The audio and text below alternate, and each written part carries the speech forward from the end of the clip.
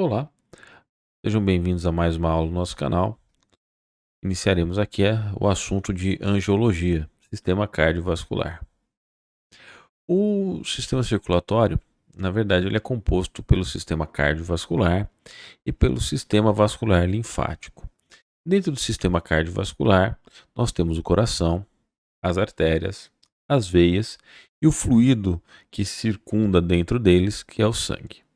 No sistema linfático, nós temos o fluido, que é a linfa, os vasos linfáticos e os órgãos linfáticos. Iniciaremos o nosso estudo pelo coração. Então, o coração é um órgão muscular que, na verdade, são duas bombas fundidas. Uma formando a circulação pulmonar, ou seja, recebendo sangue do organismo, enviando este para os pulmões para realizar hematose e retornando para o coração. E a outra bomba, a bomba esquerda, que é o sistema de bombeamento sistêmico ou corporal, formando então a circulação sistêmica, ou seja, ela recebe o sangue oxigenado do pulmão e o envia para todo o organismo, que depois de nutrir todos os órgãos, levar oxigênio para todos os órgãos, retorna ao coração. Durante uma fase do desenvolvimento, a fase fetal, nós temos umas adaptações nesse sistema circulatório. Essas três circulações serão descritas em detalhes numa próxima aula. Uma coisa importante da gente entender é que o coração é um órgão e, como todas as estruturas orgânicas que a gente vem explicando agora, ela possui camadas.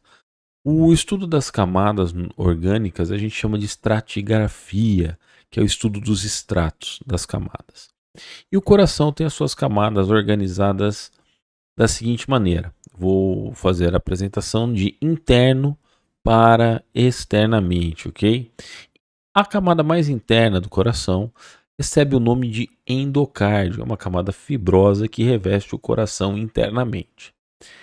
Quem ela reveste? Ela reveste a musculatura do coração, que é o miocárdio. Esse é composto por tecido muscular cardíaco. Revestindo externamente o miocárdio, nós temos o epicárdio, ou pericárdio seroso visceral. Okay? É a camada externa do coração. O coração fica imerso na cavidade pericárdica. Dentro dessa cavidade existe um líquido chamado líquido pericárdico, que ele auxilia na redução de atrito do coração com o resto dos órgãos da cavidade torácica. Delimitando essa cavidade, nós vamos ter o pericárdio seroso parietal, que é a face voltada para o líquido, e uma outra face, que é o pericárdio fibroso, que é a que fica voltada para os órgãos torácicos. Quando olhamos para o coração, nós observamos o seguinte: externamente, nós conseguimos observar os ventrículos, direito e esquerdo. Entre eles, nós observamos um sulco, que é o sulco interventricular paraconal. Na sua porção dorsal, que a gente chama de base do coração, encontram-se os grandes vasos. O tronco bracocefálico, que é uma primeira ramificação do arco aórtico. Lembrando que existe uma ramificação antes da aorta ascendente, que são as artérias coronárias, que falaremos mais adiante. Observamos também a artéria subclávia, que é uma segunda ramificação do arco aórtico, que em algumas espécies ela tem a sua origem não no arco aórtico e sim no tronco bracocefálico. A aorta, que após o arco dá origem à aorta descendente, que possui duas porções, a aorta torácica e a aorta abdominal. Observamos que ventral aos grandes vasos nós temos os átrios e ventral aos átrios os ventrículos. No caso, o átrio esquerdo, visível nesta imagem, apresenta esta borda estreita denominada aurícula. Na outra face do coração, conseguimos observar a sua divisão em base, ou seja, a região dos átrios e dos grandes vasos, corpo, região dos ventrículos, e o ápice, que coincide com a extremidade ventral do coração.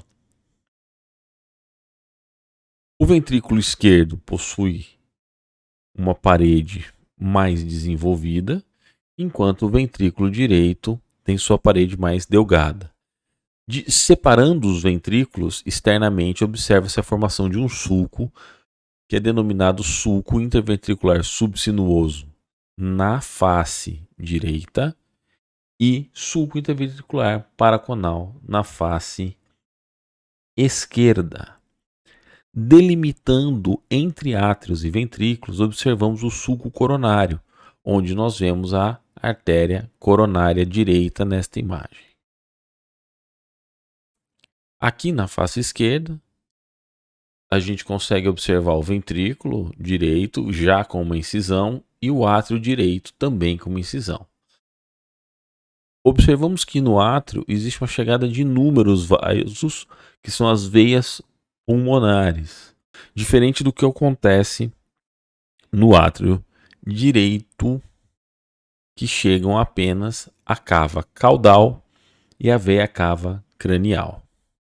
Internamente no coração, nós temos as câmaras cardíacas, que são elas: átrio direito, átrio esquerdo, ventrículo direito e ventrículo esquerdo.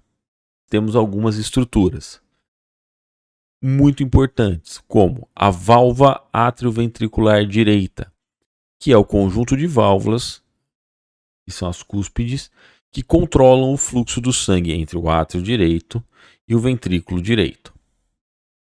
Temos a válvula atrioventricular esquerda.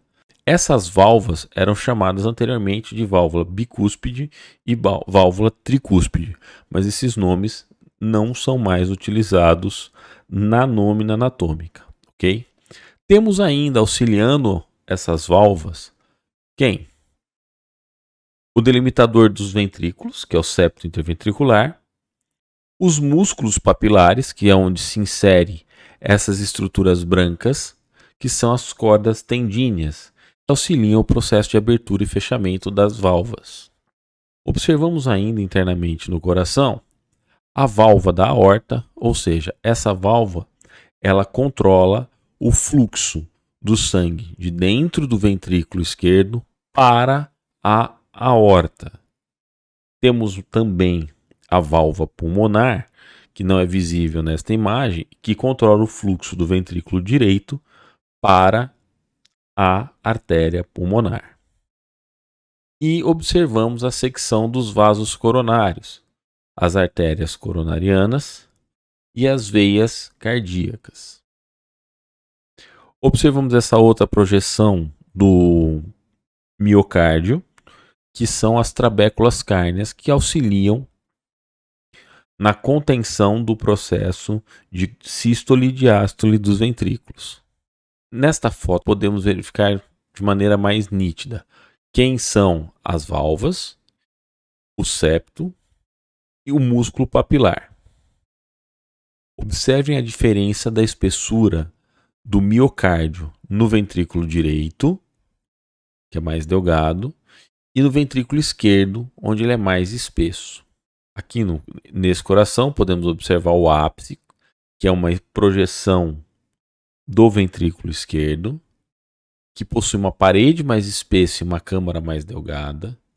Podemos nos átrios observar umas dobras que são denominados músculos pectinados ou pectiniformes. Observamos também o sulco coronário, onde tem a artéria coronária, as cordas tendíneas e os músculos papilares. Se vocês observarem com atenção, nós temos as trabéculas septomarginais, direita e esquerda. Semelhante às trabéculas cárneas, as trabéculas septomarginais auxiliam na sustentação do miocárdio para o processo de sístole e diástole. Porém, elas ligam o septo interventricular à parede do ventrículo. Se septo marginal direita do ventrículo direito, se trabécula septo marginal esquerda do ventrículo esquerdo. Num corte longitudinal, nós podemos observar o que? A válvula aórtica, antigamente chamada de válvula semilunar. Na verdade, a válvula aórtica é o conjunto de 3 válvulas semilunares, ok? Observamos os ventrículos e observamos a válvula atrioventricular, que é formada por 3 válvulas, antigamente denominada tricúspide.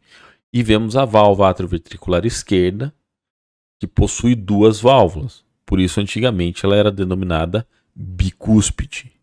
O seio coronário, na verdade, é onde as veias cardíacas se abrem para retornar o sangue da circulação coronariana para o coração. Aqui um esquema demonstrando as estruturas anteriormente narradas. Vemos a válvula atrioventricular esquerda, antiga bicúspide, a válvula atrioventricular direita, antigamente tricúspide. Observamos a válvula da aorta e a válvula pulmonar ou válvula do tronco pulmonar. Outra estrutura extremamente relevante é o sistema de condução do impulso nervoso no coração. Ele é formado pelo nó sinoatrial, pelo nó atrioventricular, pelo feixe de His ou fascículo atrioventricular e pelas fibras de Purkinje. Essas estruturas são responsáveis pela ritmização da contração e do relaxamento cardíaco, sendo que o impulso nervoso inicia-se no nó sinoatrial, desloca-se pela parede do átrio direito até o nó atrioventricular, onde ele gera um novo impulso que caminha pelos feixes de His, que possuem suas ramificações pelas trabéculas septomarginais e pelo septo interventricular, inervando as paredes ventriculares, que quando devidamente estimuladas por essas fibras, chamadas fibras de Purkinje, que no caso também são conhecidos como ramos subendocárdicos das fibras de Purkinje, fazem a contração da parede ventricular, realizando assim a sístole. Sobre o coração, era isso que a gente tinha inicialmente para passar para vocês. Muito obrigado e em breve traremos uma aula falando sobre os vasos e posteriormente outro vídeo falando sobre as circulações.